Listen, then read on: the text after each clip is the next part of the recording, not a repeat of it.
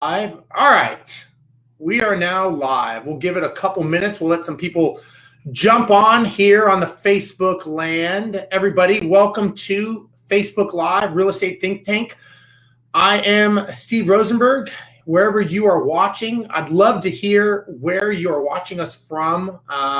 We get a lot of people pretty much from all over the world, which I have to say is pretty cool. I know Bigger Pockets has such a huge reach, and I love the fact that we get so many people that come in and they comment and they tell us where they're from. So during the show, please make sure you let us know where you're from. If you like something, give it a thumbs up. If you don't like something, give it a thumbs up also, so we can just get more traction here on Facebook so people know either we're doing good or if we're not, either way. But I am Steve Rosenberg. I am the head of investor education for Mind Property Management, and I am also an investor just like everyone else on here. And I am very, very honored to have a friend of mine on, Jeremy Rubin. Jeremy is known as the Friendly Flipper. And we actually met from a prior guest that was on this show. Brad Lee was a guest on our show, which is a legend out there.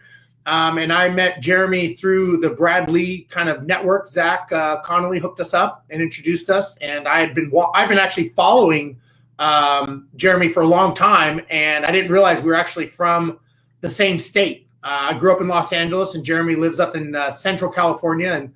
And Jeremy, my first job flying planes actually was out of San Luis Obispo. So I used to have to drive through, I know you're in Santa Maria, is that right? I'm in Santa Maria, that's right.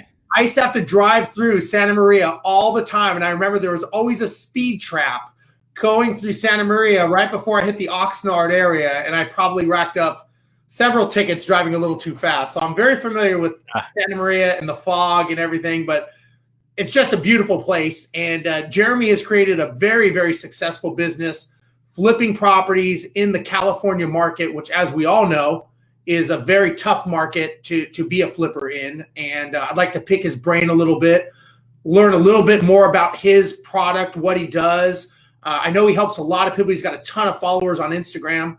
And this is your chance to ask someone who is an expert in this industry how he does it, why he does it, what his concerns are for the future. This is kind of your opportunity. I'm going to kind of pick his brain a little bit myself. So if you know who Jeremy is, or if you've ever followed him, please give a thumbs up. Let us know where you are watching us from so that Jeremy knows where his fan base is. I'm sure his fan base is much, much bigger than mine because he's just that kind of guy. He's got the look, he's got the hair, he's got the beard. I don't have that. So Jeremy, man, thanks for being on today, man. I really appreciate it. And I've been following you for a long time, and I know you and I have been friends. We've chatted offline a couple years ago. So thanks for being on today. No, it's absolutely my honor, Steve. Thank you for having me. So tell everybody just a little bit about yourself, corporate dropout, what you're doing, and kind of where you are today.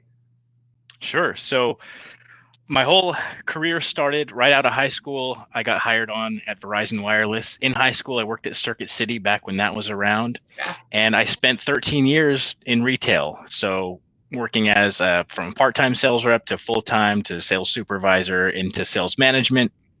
And that's the path that my life was going down. That was the trajectory it was on. And it got to the point where I just couldn't see myself doing that for another 40 years. I was like, man, this is not the life that there's nothing fulfilling about this. It just wasn't for me. And so I started going online, searching for different types of home-based businesses or how to start your own business. And I always knew I wanted to have a business of my own, but I didn't know what kind, what it would be. So I tried different things like affiliate marketing. That was kind of the big thing back before, drop shipping and all that. And then even had an auto detailing business. Messed around with day trading and all these things I was either no good at or very no good at. And ultimately so I just kept failing. But then I stumbled across this real estate video on Facebook talking about the concept of wholesaling. And at that point, I knew nothing about real estate other than I knew, you either buy real estate with a 30-year mortgage, or if you're rich, you can pay cash for a house. But I had no contracting experience, no prior real estate experience. And but this video about wholesaling caught my eye. I was like, hey, that sounds like an interesting concept. Is this real? And so I started searching around more and more online. I found this place called Bigger Pockets, and basically taught myself step by step, really not knowing how I was going to get to the destination, just focusing on the very next step, figuring out what other people were doing, and just implemented it and just kept taking massive action. And then after about a year and a half, did my first fix and flip deal. Prior to that, did some wholesaling, but that first fix and flip gave me the confidence to be able to leave my corporate job, and haven't looked back since. That was 4.5 years ago now. And so I'm a full-time real estate investor, specializing in fix and flip and the creative deal structuring space now. And now I also help others break free from the corporate job into the world of real estate. That's awesome. So I've got a question regarding that. You took we'll say a leap of faith, but you went into a vision that you had. It was kind of blurry, but you knew where you were going. For people that are watching, and I'm curious if anyone else, if you're in that position, let us know. Make a comment if you're kind of at this precipice personally for yourself, because a lot of people I talk to are, and what I've noticed is, it's human nature that we want to protect ourselves from doing something which our brains think is stupid, right? So going out and doing this, your brain may say, don't do this because this is a bad idea. And it'll give you all of the worst case of scenarios that could happen.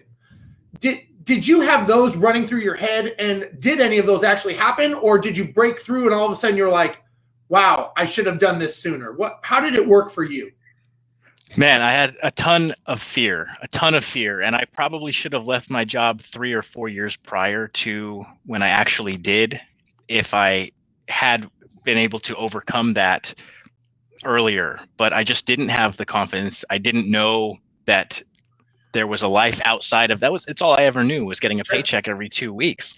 And the biggest hurdle, aside from learning how to do the fixing and flipping and all that, and how to structure deals, was overcoming that false sense of security that I had, which at the time I didn't realize it was false. So I had to have that aha moment, realizing that, hey, I'm just a number to this corporation, and I could be, easily at any time they could just let me go. So it was like this, I was clinging on to this thing that I thought was security, but in reality, I had this aha moment where I'm like, man, if I get fired, or if whatever reason I need another job, I could always get another job. And it was like this paradigm shift of, I realized they needed me more than I needed them. And up until that point, I had it backwards. I was like, I need this job. This is the best job. It's like the greatest thing, and it's paying my bills and all this. But it was really overcoming that fear. And sure, there were hurdles and things along the way, and I've messed up plenty of times, but it was all around that time that I also started embracing the concept of failing as quickly as I could. Not, avoiding mistakes where I can, but the quicker I can fail, the quicker I can learn correct course and keep going. And I really started embracing that mentality, and that's what ultimately allowed me to grow and break free. Now, did you at any point let that, we'll call it the Chicken Little, creep in and be like, maybe I'll straddle the fence and maybe I'll do both for a little while in case I got to jump back? Or did you just say, F it, I'm jumping ship? Like, how was it this big moment where you kind of woke up in the morning and put your cape on and you kind of jumped ship, or what did you do? I wish I could say I was that heroic for myself, but no, it was very much, I was very conservative about the whole process. I'm not that type of person that they say, jump and build a parachute on the way down. That wasn't me. So I was pretty methodical about building a path to freedom, making sure that if I was going to leave, that it was for something better for sure. And so that involved, basically every hour that I wasn't at my corporate job, before work, after work, on my lunch breaks, sometimes on the sales floor on my phone, basically learning, absorbing as much info as I could, listening to real estate podcasts, reading forum posts, posting ads on Craigslist. I actually got my first deal from a Craigslist ad because I didn't know much about marketing or anything back then. But I was a firm believer in building a path, and it takes putting in the extra work. Those hours got to come from somewhere. But that was the way I did it. The reason I asked that is I was a little bit opposite. Being an airline pilot, that's all I ever wanted to do. I trained my whole life that I wanted to just be a pilot, which I still am. But 9/11 is what pushed me basically to realize the same story you did, that I was a cog in a wheel. The fact that I was so specialized actually made me more unsafe and unsecure than a regular job, because after 9/11 and I got given a furlough notice, I realized there's really not anything else that I was talented to do except fly a metal tube around in the sky. And so I didn't have any other sets of skills. And I was at the mercy of a company that said, we're going to furlough you. And not only that, we may decide to go bankrupt and we're going to wipe out your pension, your 401k, because that's what the stockholders and the shareholders want us to do. And we really don't care about you. We don't care about your future. And so I didn't want to go. I had to make that decision because I was at a precipice, a turning point that I had to make that decision. And I'm glad I did. I still fly planes, a little different scenario, but nowadays with all these layoffs happening and everything that's going on, and anybody watching, if you're, you could be like Jeremy, where you make the decision to do it, or you could be like me, where all of a sudden, for me, within 48 hours after 9/11, after the tower fell on 9/11, 48 hours after, on September 13th, is when I was given my furlough notice. So all of a sudden, it was like ripping off a Band-Aid for the last 20 years of my life of educating myself, saying, everything you just did, irrelevant. So it wasn't like I'm prepping, I'm preparing. Obviously the world was a whole different place. It was this whole, the sun was the moon and blah, blah, blah. And so it was a very weird time. And then all of a sudden you're hit with another punch in the face saying, by the way, you're going to be out of a job in the next 90 days. So I'm curious if anybody else has had either Jeremy's scenario of making a conscious decision, or my scenario of doing it where I was kind of pushed into this decision. And I'm curious. Now, Garrett, I love Garrett, man. He's on every week and he always asks good questions. Thanks, Garrett. I appreciate it. Anybody has questions, be like Garrett and ask it. So he says, Jeremy, did you learn any skills in your failed careers that helped you out in real estate investing? Ooh, well, I would say that, great question. And shout out to Garrett for asking the question. So I would say the biggest, some of the failed careers, I learned what I didn't want to do. And the biggest thing about that was I was crossing things off. I was basically willing to figure out, I knew Verizon Wireless wasn't my passion any longer, but I really wasn't sure what my purpose was, or really what my calling is, or so to speak. So through those experimenting with different things, which I really wasn't comfortable with until I realized, I want to try something else. That in and of itself, just trying different things and knowing, okay, that's no good, that's no good, that's no good, that's no good. That's how I believe people can find what their purpose is or what they're truly meant to do.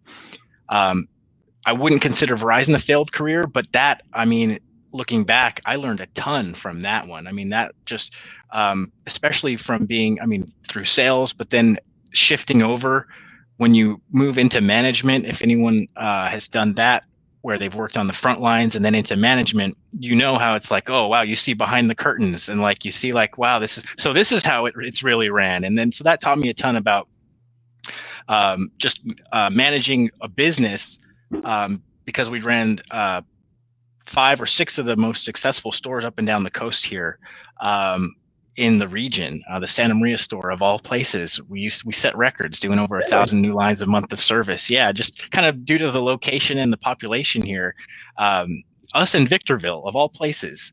But random. But it really taught me a lot about management. And the takeaway from that was, no matter what you're doing, and even though I really kind of hated it towards the end, like there's value to be extracted from whatever current experience you're living. Yeah, that, I was going to say, I don't like, in my opinion, it's not necessarily a failed career that you cycled through, but it's the failures. And as you said, in any business, and I can tell you from my business that we built, you learn that the faster you fail, the faster you get up and you dust yourself off, and it's less painful. And all of a sudden, it's just part of the process. And you almost like a puzzle. You're actually looking for these failures, because if you look at them the right way, they actually become lessons that you can build on and go, okay, well, I know I won't do that again. Some people, I think a lot of times, and I'm curious because you work with a lot of people, I seem to see that a lot of people, when they get a failure, they take it personally, almost against their ego and their pride, especially when it comes to money.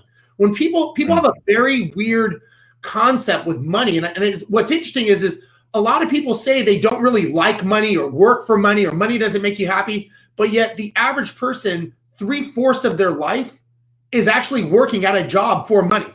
So they tell you that it's not about money, but that's actually what they spend the majority of their life working towards. So I don't know if they're lying to themselves, or they're just telling themselves a story to make themselves feel better as to why they're not accomplishing what they want, because maybe they're not learning the lessons that they should be learning from, like you learn, and like I've learned, and many other people that have, had some success learn. And I think that, if you're going through these failures, if you're watching this and you are going through a failure or a tough time, it's always hard. It's easy right now to say, oh yeah, back then that was a great lesson. At the time that you're going through it, it's very hard to say, I'm sure I'm learning something here. But the thing is you've got to step back, take your emotions out of it. And I'm curious how you would deal with your failures. I always learn, like, okay, you know what? Let the dust settle, take a breath, look at it analytically, and kind of go, okay, what did I do wrong here? What could I do different? And what can I do next time? Because I'm going to go back at it. I'm going to go back at the hill. I'm going to run up this hill again. What do I do differently so that I don't fall back down? How did you deal with that, Jeremy? Yeah, man. I mean, it's all about perspective, and our culture is designed around, we're indoctrinated in a school system that you're punished for getting the wrong answer. You give the wrong answer, you're reprimanded, or you get a bad grade. And so it's counter culture to being an entrepreneur, or even just self-improvement in any area of your life, being the CEO of your life. And so that perspective shift in not only that failures are lessons, but every experience, that's what I've come to realize as I've grown even more, is that every experience, every person you come across is a lesson in life. And it's a reflection of, what you're putting out there. And if you're accepting of, hey, I'm meant to learn from this, or maybe I'm not even sure what I'm supposed to learn from something that I'm going through, but just having the attitude of being open and looking for clues and looking for things to pop up, like where's the lesson here? Like, I would say every situation that I wouldn't put myself in by choice tends to end up being a lesson. And now my attitude is just to embrace the experience and try to figure out, what is the lesson in this? Like, what am I supposed to learn from this as I go through this journey, whether it's a personal or professional or real estate, just anything, just going through life. And so I think perspective, that everything is to help you grow and evolve as a human, is the biggest thing that I was able to shift and change, that so I don't get down when I fail. Sure. It's like, I figure out, okay, great, we won't do this again. And then just knowing that each time is just, you're getting better and better. Yeah. And I think that, for those of you watching, look, at the end of the day, you can have your little pity party, right? You can be upset, but at the end of the day, you got to get back up, and you have to be comfortable being uncomfortable. And, I was always taught that if I wasn't feeling uncomfortable, and if I did not feel weird or funny or, embarrassed when I would say my goals and my vision out loud, then my goals and my vision were not big enough. because you actually have to feel like, you know what, I feel kind of stupid saying this, but that's how you know you're on that track of achieving the unobtainable, is because you're pushing yourself into that unknown. Because, you know, what gets you here, what gets you to running all these stores in Central California is not going to get you to be, you know, the friendly flipper who's, you know, got all these clients and all these properties and everything that you're doing. So you are going to have to get uncomfortable. And if you're looking to flip properties, and what I think is interesting is so far in this conversation, we haven't even addressed the flipping part. We're just talking about the business model and the mindset. And to me, I think that is one of the most vital things for anything that you're doing, is making sure that you understand what you're getting into, because the tactic of flipping, wholesaling, buying, to me, those are just vehicles that are going to get you there. But if your head is not right and you're not thinking correctly, that is, I think, that the engine is not going to work to get you there. Do you agree with that, or? Oh yeah, no, I think mindset is completely underrated. Like, I mean, and it, you know, people say, you know, you believe it to achieve it, and all these, you know, there's these things that almost sound cliche and stuff, but it's where it all starts. I mean, if you want a positive life, you have to have a positive mindset. You got to see the good in things. You got to be willing to just keep on going and know that life's not all about, you know, happiness and rainbows and sparkles all the time. Like, you got to endure like suffering sometimes, because you're going to grow. That's what makes you better. It's the uncomfortable situations that make you grow. Yeah. And if you're not willing to embrace that stuff, then you'll never get there. And being uncomfortable is like, that's where the growth occurs. And it happens at all the time, at every level. Like, it's a continuous thing. Like, it's like a shadow that chases you. You got to keep stepping away from it to stay in the growth zone, to keep moving away from comfortability, because it's easy. Because as soon as you get as soon as you keep doing what you've been doing, even if that's a new level, then you're not uncomfortable anymore. You're not growing. And you know what? I was taught by one of my mentors. He said the two reasons that people fail is laziness and greedy. He said if you're lazy and you're greedy, that will be your demise. And I always thought about that, and I would try to think of scenarios that it wouldn't come into play. Like, well, what about this? And you know what? I mean, to an extent, he was right. And you know, he's like, it's very simple. If you're lazy or you're greedy, meaning like you're ripping people off, you're not doing the right thing, you have a bad business model, you don't want to pay people, or you just don't want to do the work and get up off the couch and make the phone calls and do what you got to do, that'll be your demise. And I thought, it's actually pretty right. All right, so we got some other questions here. I guess I'm slacking, so I apologize. Keep the questions coming. Garrett, man, he's bringing some good questions. He always does. So, did you have a scalable plan when you first tried to flip, and how much planning went into your first deal? That's a good question. Yeah, no, another great question. I had no scalable plan at all. I had no idea what I was doing. I remember thinking that almost every single day.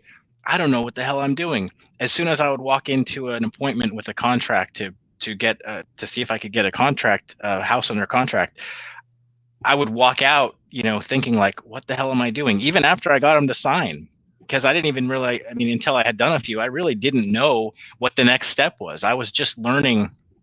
All I was really concerned with was the very next step in front of me.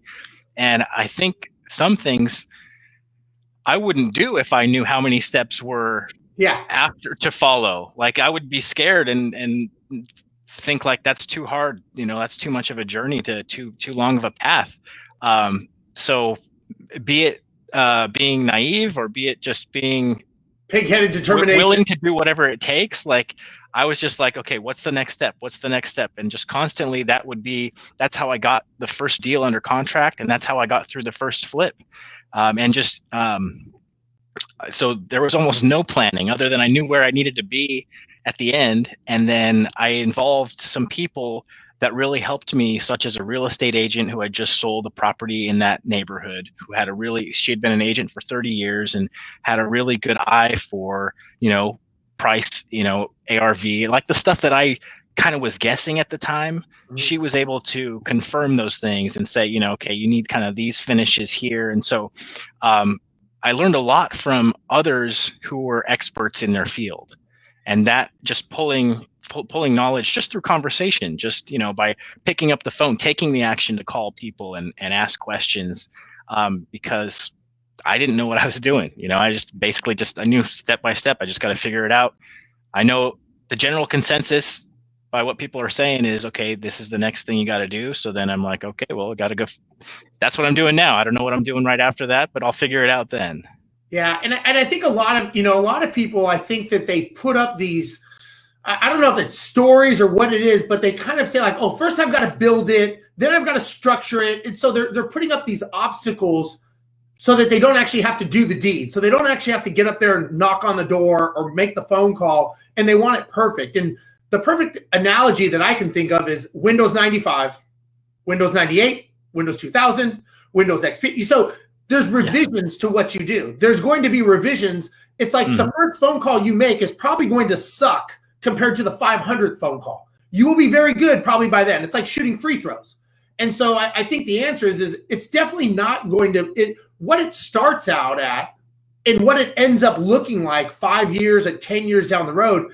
It's going to be a complete metamorphosis. And I think that, it's not going to be how it started, but that's the progression of growth. And you have to be okay with sucking at making phone calls and not knowing what you're doing. And you just have to be okay with failing. And again, you don't look at it as a personal pride or ego thing. You've got to look at it as, okay, you know what? That sucked. I know I won't do that again. Maybe I need to revise my script. Maybe I need to tweak some things. Maybe I need to bid a little bit better on the pricing, get 3 bids instead of 1. And you learn those things. And look, just like you, Jeremy, I've had a lot of mistakes. I've had a lot of failures. I've had a lot of successes, but I don't cherish the successes as much as I actually do the failures, because I think the failures are actually what propelled me forward. Now, speaking Absolutely. Of agents, Jared asked, and I'm curious your thoughts, do either of you think real estate agents are going to become obsolete? What are your thoughts on that? No, I don't think so. I think, yes, we're going to see an increase in flat rate listing type of stuff. And, you had direct home buyers such as, Zillow and some other ones buying directly, but there's never going to be a replacement for relationships. I mean, and real estate is a relationship business.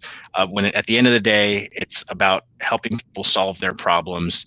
And I mean, if you're a real estate agent, you can relate to this, that sometimes you're a counselor on the other side of the phone, just listening to your buyers or your sellers' problems. I don't ever see a replacement for that with just an app or just a digital solution for it. I think real estate agents will need to evolve and adapt, but I don't ever see that profession going away. Maybe as we know it currently, but it'll evolve into something differently. So as long as you're staying up on it and willing to change and adapt, that's where you'll be able to thrive. Yeah, I agree. I think realtors, just like anybody that you have on your team, is a form of leverage. So they're basically giving you back time to do what you want to do, so that you're using them as leverage. And if you get the right realtor that's helping you, they can make you a multimillionaire, because they have a job to do. They're part of your team. They are helping you achieve your goal. Now, if you communicate that with them, and if you set up the proper expectations, and you are on the team and they know where you're going with your vision and your goal, then you probably have a better chance. If you just don't talk to them, don't communicate them, and just treat them like they are just somebody who doesn't matter, probably not going to help you. I think that the form of leverage of what a realtor does is, I look at it the same thing as like a taxi and Uber. You still need public transportation. I think the face of it may change. And just like you said, Jeremy, I think they need to evolve. What that evolution looks like, I don't know. I think that form of leverage of using someone to help you find properties will always be there. The ones, if you look back in the old days when they didn't even have the MLS service, that has evolved. I think it's a constant evolving. It's a constant changing.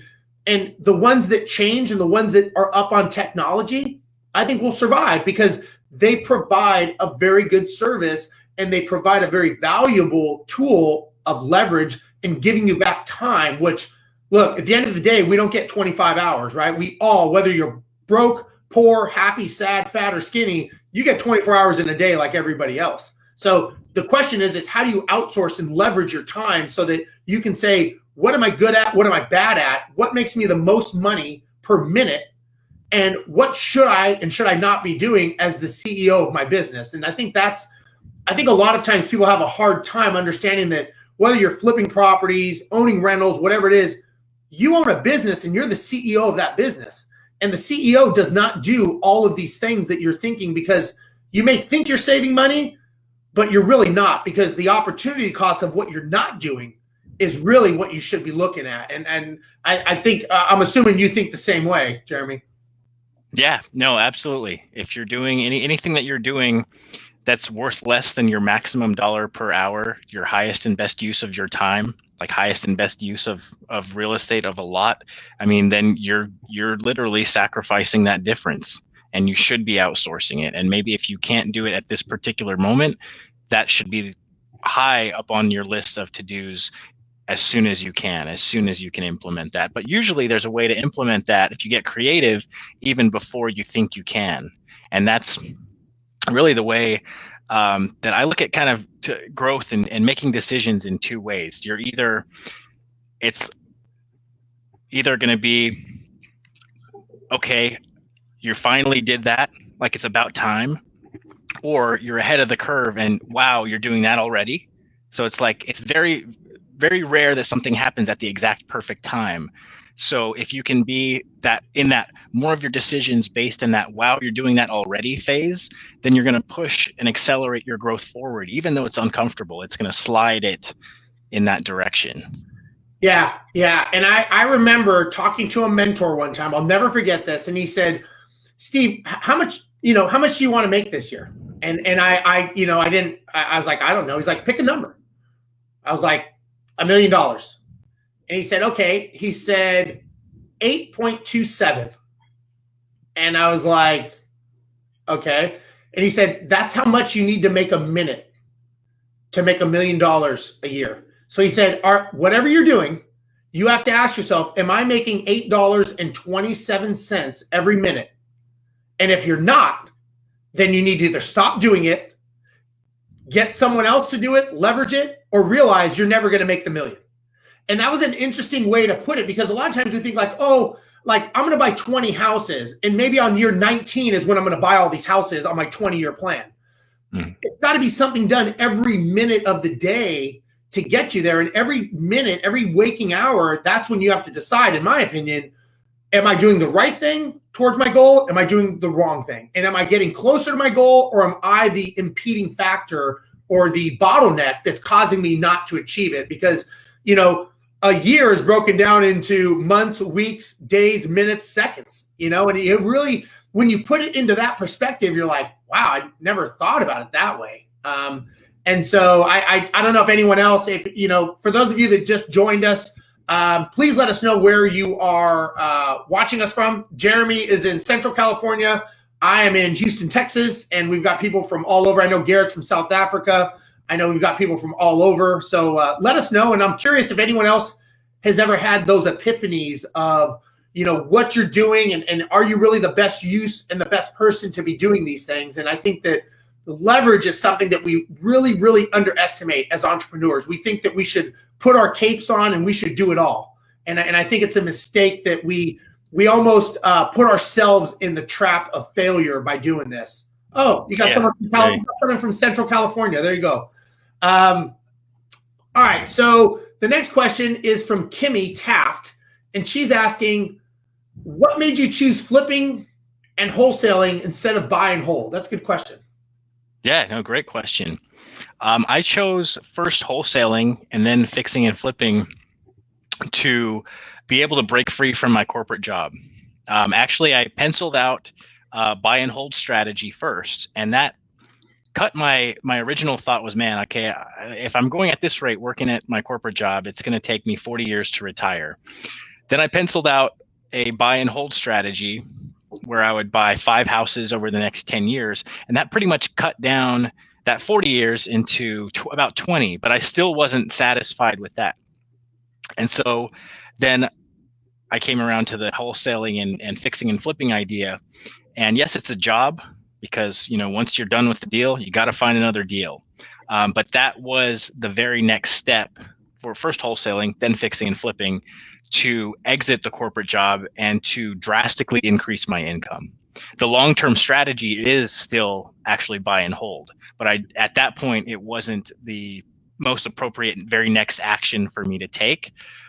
So basically, now I'm at a point where wholesaling, fixing and flipping is generating money to put towards buy and hold, which I think is a great long-term strategy. Yeah, I completely agree. And then Garrett is asking, do you manage multiple flip deals at the same time or just one at a time? I guess that goes into your business model of how the structure is, huh? Yeah. So we manage multiple deals at the same time. When I first started, it was just basically one deal at a time, but now manage multiple deals. Usually between 4 and 6 are going at a time. Okay. So let me ask you this. Let's go into the flipping conversation, because I know a lot of people probably are curious about this. Maybe they're starting out, and if you're doing flipping, I'd like to know. If you're just starting out, let me know where you are, how many deals you've done. But if you were talking to me, Jeremy, and I didn't know anything about flipping, what are some things, if you could go back to when you first started, what kind of pitfalls and things would you tell me? Or, you educate, you train a lot of people, you've got the Friendly Flipper Academy.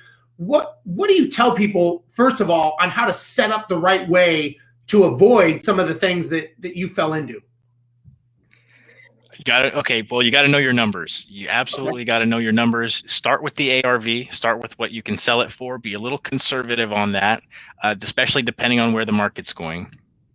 And it may sound cliche, you got to know your numbers, but really you got to know, because right now in time is a great example, because last year, a house that I sold for $335,000, which was top of market, completely renovated at that time, is now listed for $380,000, and they'll probably get close to that.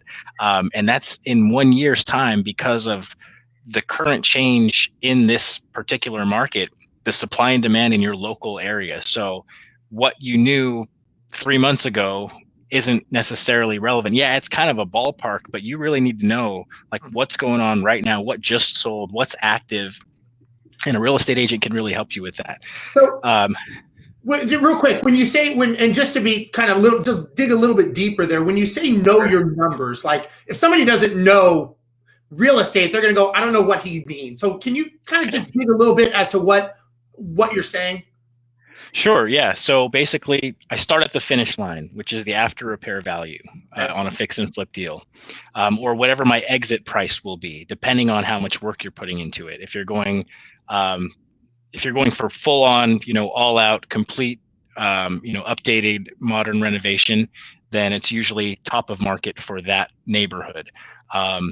That's one strategy. Another strategy is just go in and do the bare minimum and get it so you can get an FHA, it's FHA financeable or conventional financeable, which that's not going to be necessarily top of market, but you still need to know what your exit price is going to be. You need to know where your finish line number is going to be so you can work backwards from there. And then, you got to subtract, when I say know your numbers, holding costs. That's one that will bite you. That's probably the worst. There's the two things that'll bite you the worst that you don't think of is if you go over the repair budget, which you can, people think about that one usually, but extended holding costs can kill a deal. So just really penciling out, what it's going to take, if it's going to require an extensive permit process, if it's going to require any sort of specialized contracting or something where, even getting the right contractors, which I would say is one of the more challenging pieces of it, is getting good contractors, working with reliable contractors that do good work on a timely manner, because you're really at their mercy. Once you hire someone, if they don't perform the way that they told you they would, or, on the time that they promised, then, that can just kill everything. And even if you have it in writing, you're still, if they don't show up, you're kind of stuck. So you can have all these precautions and do your best to mitigate it, but And my tip for that is personal references. For hiring contractors, look for get, if you can, from a real estate agent who's worked with them before, from someone who you can, someone that will recommend them personally. I mean, that's, or who they've done work for before, so you can kind of see their track record, and interview them, and because there's, and get multiple bids. I used to say get 3, now I say get 5, and in doing that, saved $10,000 on basically from doing, rather than one HVAC contractor wanted to replace the whole HVAC system, ducting and all throughout the whole place, would have been $17,000. I ended up just having to do minimal new furnace, and that was less than $7,000 for that piece of it that we had to do. And then realizing that at the time I thought that was great. Now I have relationships with contractors where I can get it done for less than half of that. And so you don't know those things until you just start talking to more people. Yeah. So absolutely. Garrett's kind of running the table here, so we're going to answer some of his questions. What is the biggest mistake new flippers make? It's a good question. Ooh, biggest mistake new flippers make. I think it ties back into knowing the numbers and then really anticipating all the costs. I mean, that's the biggest thing. And really, I didn't go through all of them, but just really line iteming all of those, where your endpoint is, repair costs, holding costs, realtor costs, closing costs, concessions, building your profit in there, making sure you're not doing this all for free at the end of the day. And really knowing what will be a deal or not a deal. I mean, things will affect your after repair value, like if the property's on a main street or not on a main street, or if it's on one side of town or not the other side of town, or even across the street in some areas. And there's all these kind of nuances that you want to be aware of, because you can't do anything after the fact. If you pay too much for it, then it's hard to recover that. So don't pay too much. That's the number one thing. I think a lot of times, especially newer investors, and I fell into this category, is, the numbers are telling you a story, right? The data and the number is talking to you.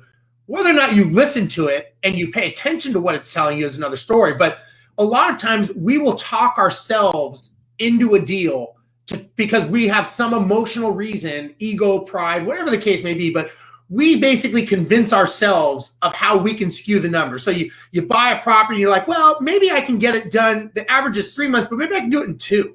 And you know what? Maybe instead of selling it for $290, maybe I can sell it for $320. And so all of a sudden, now you look at the numbers, you're like, holy shit, this is a great deal. Well, you skewed the numbers. The market is what the market is. And there's a reason these numbers exist. Now, that's the point, that you've got to make a business decision, not an emotional decision, to go back and decide based on the real numbers. And if I was not emotionally tied to this, because, you know as well as I do, once that money goes hot and you own it, it's now your problem. It's no one else's problem. And now you have to fix this situation. And you get enough of these and you go, real estate sucks. It doesn't work. I was lied to. I was ripped off. It's like, well, the numbers are there. They're telling you a story. And I think that is where I know personally, that's where I got in trouble, where I was skewing the numbers because I wanted the deal so bad. I convinced myself that it would work. And the reality is the numbers were actually factual. I just chose not to pay attention to them. And that's something that was my own personal lesson. I don't know do you see that as a common thing with people you work with? I think that ties in. Yeah, it's perfectly with what you just said, because it's you want a deal so badly when you're new. Not only do you you have all the unfamiliarities, and you only know what you know up to that point, which is limited, but you really want a deal. You really want to get that deal, and your hunger for that deal can kind of blur your vision and make you think because reality is usually you're more often you're going to go over budget than under budget. More often you're going to sell it for a little bit less than odds of selling it for a little bit more. Usually it ends up worse. But in your mind, you're actually setting yourself up for, you're looking at the positives in it, and you want it to be a deal so bad, and that's where people can get into trouble. Because reality is, it takes a lot more effort to actually find a deal, a real deal, than I think people think it does. For me, I say it takes about 10 times as much effort.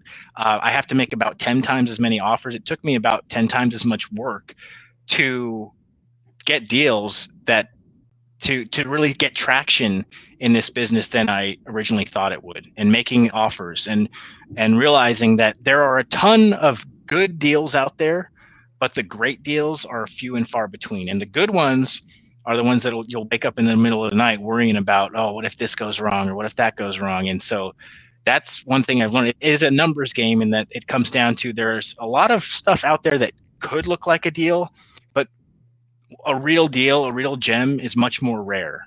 But not to give up. Just keep looking, and you will find those ones, but they're not as common as a lot of the people out there, gurus or whatever, would like you to believe. It's just not that easy, but they are out there. You just gotta not give up. And I think it's also a matter of defining what is a good deal based on your goal, based on your strategy. What's a good deal for you in Central California may not be a good deal for me in Houston, Texas, right? So we may have different goals, which means we have different strategies. So if I were to go to you and say, hey, Jeremy, is this a good deal? The first question you'd probably ask is, well, what's your definition of a good deal? Like, are you using my definitive answer? Because if you're looking at California numbers, that's much different. And my goals are maybe different than your goals. So you may say, oh, I can't do those numbers based on that return. Well, then based on that, it's not a good deal. But let's look at what your definition of a good deal is and work off of your numbers, not mine. And I think that's a mistake. They don't know their own destination. So they don't know their own strategy. So they don't even know if it's a good deal or bad deal, because they have nothing to gauge it off of, because they've never, like you said, they've never sat down and taken the time to actually say, okay, what actually is a good deal for me? Like, what are my parameters? What are my non-negotiables? Because it's not like, oh, is 20% return, is 50% return? I don't know. It depends on what you need this to be based on your goals to get you there. And I think that's where a lot of times we, as entrepreneurs, you said earlier, it's like building the parachute in the sky. And in the flying terms, we say building the plane in the air as you're flying it. Both of those scenarios do one thing. They take you to the crash site quicker. So that's all it's going to do. If you don't plan it and you don't get it set up first with your strategies and your goals, it's just going to take you to the crash site quicker, and you'll fail that much quicker. And that's why I think sharpening that mental axe first, just like we spent the first 20 minutes, is actually the most important thing you can do to be successful, as opposed to actually going out and just trying to get that first deal under your belt. And chances are, as you said, it's not going to go the positive. It's probably going to go more towards the negative. All right, we've got Reba has looks like a paragraph for you. Let's see here. Good question, though. Hey, Jeremy, would you recommend fixing enough to get an FHA first, then work on the full improvement? Does this get you out of the hard money or private money loan? And does essentially paying closing costs twice not affect the gains in the end? Good question. Yeah, good question. So with that, no. In general, no. Unless I was to do like a buy and hold and basically renovate it and then refinance it, then that's where that would come into play. If you're going to hold it. But if you're going to ultimately sell it, if it's a fix and flip strategy, you want to spend as little time as possible owning that property.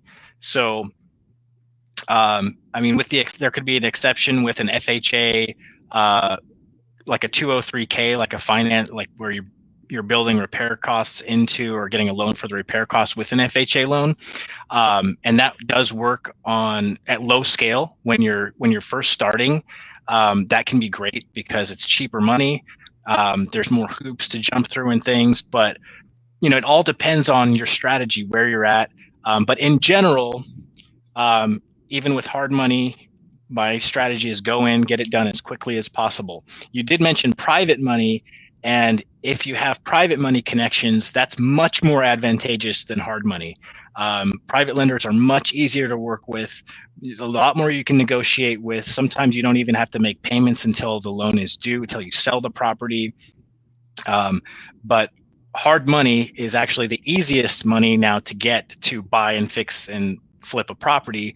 It's out there. You can just Google hard money in your city and you'll find it. But it is usually the most expensive.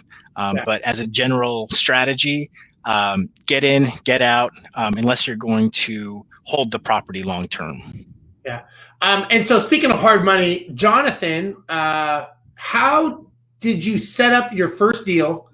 Did you use hard money? And he's given a shout out from Houston. Love him. Good job, Jonathan. And so maybe you can answer this for everyone else that's watching, maybe that's thinking of getting their first deal. How do you recommend they set up the finances on their first deal? So how did you do it? And then how do you recommend down the road that people should do it nowadays? No, it's a great question. In fact, because at that time, it was a little harder to get hard money. That was 2016, January of 2016. Just before that. I got my first hard money deal, my first hard money loan in January. I did this deal in 2015. So basically, I found an off-market deal through a campaign of postcards. It was a rental property. They had owned it for like 30 years. It was been in the family for a long time. It was a long-term rental to a certain tenant, and then that tenant moved out. And the owner basically realized like they were either going to have to do a bunch of improvements if they wanted to rent it out, and they were kind of tired of doing that, or they would have to do a bunch of improvements to sell it. So it was a good situation. It lent itself to be a great fix and flip.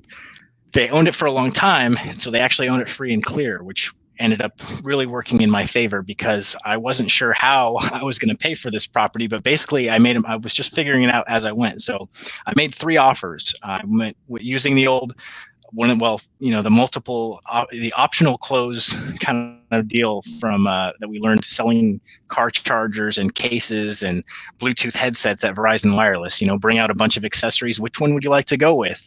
And then they're likely to go with one. So I basically made them 3 offers. I made them an all cash offer, and I made them 2 seller financed offers. And I knew one of the seller financing offers they probably wouldn't have gone for. It was 0 down and no payments until the end, till it sold after 6 months. Like I basically positioned it as 6 months, same as cash, but that's okay. That was option C. I really didn't care if they went with that one anyway. Option A was an all cash offer. And I didn't know where I was going to get the cash from, but I just knew that I had to make a cash offer in there somewhere. And then option B was, I'll pay you $792 a month with 0 down, and I'll pay you the rest when we close, when we sell in 6 months. And I structured the numbers so that would be the one where they would net the most as well. I think they netted. I bought the cash offer was 184. The seller finance 6 months same as cash was 192, and the offer B, 792 a month, they ended up netting 194.5. So they went for it. So they financed the deal. The seller financed the deal. So my very first fix and flip structured a seller finance deal, and it worked beautifully. I made enough to be able to pay, my living expenses, and then $792 a month, and finance the rest of the rehab on credit cards. So that's where the renovation money came from, was whatever money I had left in the bank and just maxing out 3 credit cards and just doing whatever it took to get it done. Wow, that's cool. It's funny, when I used to wholesale with option contracts, I used to do 2 scenarios. I'd give an either or close. So I would say I can do cash, or I can do basically I'd explain what an option was to them. And of course I never had the cash because I had no money. But I could get the money, but the price was so low on the cash offer, I knew they weren't going to do it. So the best case scenario was a 30-day option to close on it. So it's funny how it's same kind of technique, but it's I never thought of adding a third one. That's interesting doing that. But what do you recommend now for people, like in these days of tons of hard money? Like if somebody's starting out, what should they do? Yeah. Oh, and I forgot to add to that. I didn't have the experience. I talked to hard money lenders, but I didn't have any flips under my belt. So they didn't want to lend me the money at that time. So that's what led to Yeah. me figuring out a way, which is multiple options. Now I will say it is easier to find hard money lenders. Still, the experience thing does come into play. But there's a couple ways around that. You can partner with an experienced investor, so someone who's already done a couple deals or multiple deals in your area. And it doesn't have to be 50-50 partner. It can be, whatever you negotiate. But if you get them on there too, you can leverage their track record. And that's one of the things I do with my students with partnerships, where they can leverage my track record to be able to obtain hard money. So that's one way. Another way is private money. If you have relationships, which we all have relationships, but we probably haven't thought to go and, find out, hey, would you be interested in possibly partnering up on a real estate deal with me? But it all comes down to finding the deal first, getting something under contract. Now you have something of value where you can offer that to somebody else. But seller financing, that's by far, I think, my favorite way to go about it, because it just makes it so simple. They understand the asset that they're loaning the money on. They've owned it for so many years. So I always look for that as an option. But I would say second, partnering up with someone, you can leverage their experience, or, you can find hard money lenders.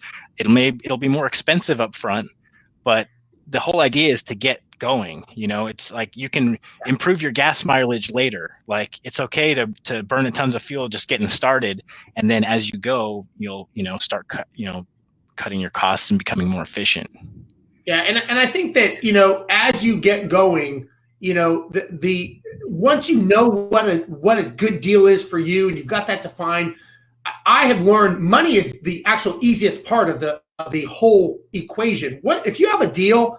The money is actually not the hard part. Getting the deal, making sure the number's right. A lot of times, people, especially when they're new, they'll get a deal, and every hard money lender they go to, they're like, that's not a good deal. Well, they won't loan to me. I'll go somewhere else.